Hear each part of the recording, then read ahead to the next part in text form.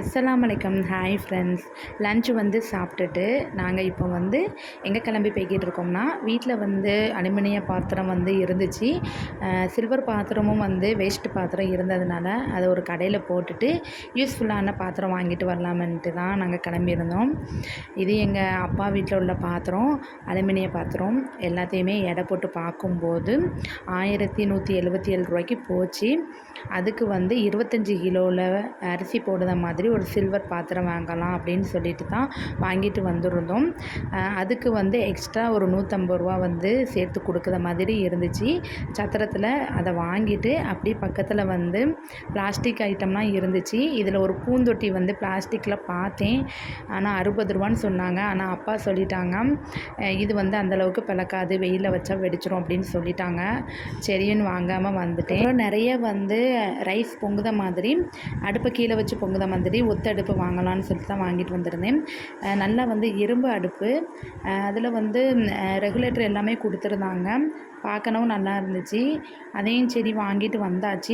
வாங்கிட்டு அப்படியே ஆட்டோவில் தென்காசிக்கு தான் கிளம்பி போய்கிட்டு இருந்தோம். தென்காசிக்கு வந்திருக்கும் போது ஆடி தவசங்கிறதுனால கூட்டம் ரொம்ப இதாக இருந்துச்சு. இந்த கோயில் வழியாக கூட போக முடியலை, எல்லா பக்கமும் அடைச்சி வச்சுருந்தாங்க. சரின்னு சொல்லிவிட்டு இன்னொரு வழியில் ஆட்டோவில் போய்கிட்டு இருந்தோம்.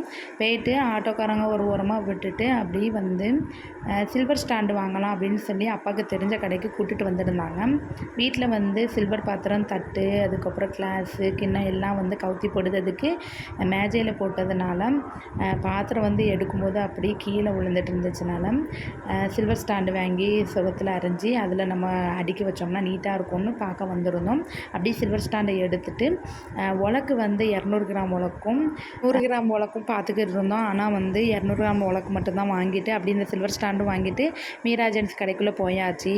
அப்பாவுக்குள்ளே ஏர் கூலர் ஏற்கனவே ரிப்பேர் ஆகி கிடந்ததுனால இந்த கடையில் கொடுத்துட்டு வந்திருந்தாங்க 1 வீக்குக்கு முன்னாடியே.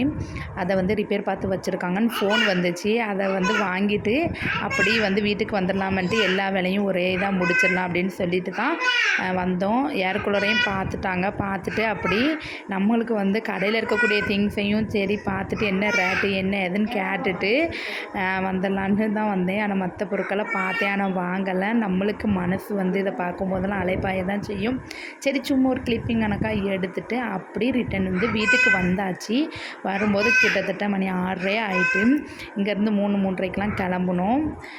கிளம்பி வீட்டுக்கு வந்தாச்சு. சரி பிள்ளைங்களுக்கு போகிற வழியில் முறுக்கு வாங்கிட்டு போயிடலாமேன்னு முறுக்கு வாங்கிட்டு வீட்டுக்கு வந்தாச்சு. பிள்ளைங்களுக்கு நல்லா ஒரு ஸ்ட்ராங்காக இஞ்சி தட்டி சாயா போட்டு முறுக்கு போட்டுட்டு கொடுத்தேன். இப்படி தான் இன்றைய டே போச்சு ஃப்ரெண்ட்ஸ்.